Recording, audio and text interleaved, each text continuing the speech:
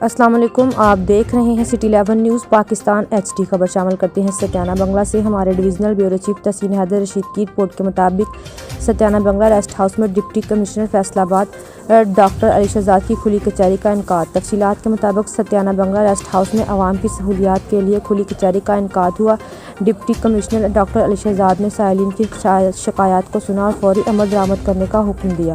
اس موقع پر assistant commissioner Jaranwala Ahmad سعید مان چودھری، محمد افضل گجر، نائب تحصیلدار چیف ایگزیکٹو ہیلتھ ڈاکٹر محمد بلال، ستیانہ بنگلہ کے گرد و نواح کی کثیر تعداد وہاں موجود تھے۔ ڈپٹی کمشنر نے رورل ہیلتھ سینٹر ستیانہ بنگلہ کا بھی وزٹ کیا اور اس کے ہمراہ چیف ایگزیکٹو ہیلتھ ڈاکٹر محمد بلال تھے۔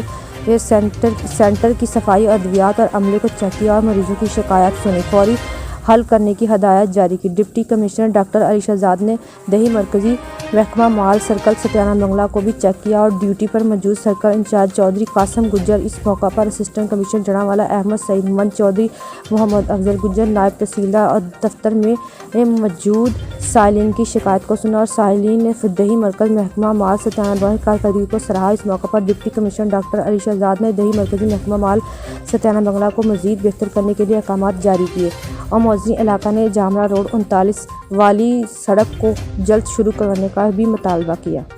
مزید خبروں کے لیے دیکھتے رہیے سٹی 11 نیوز پاکستان HD۔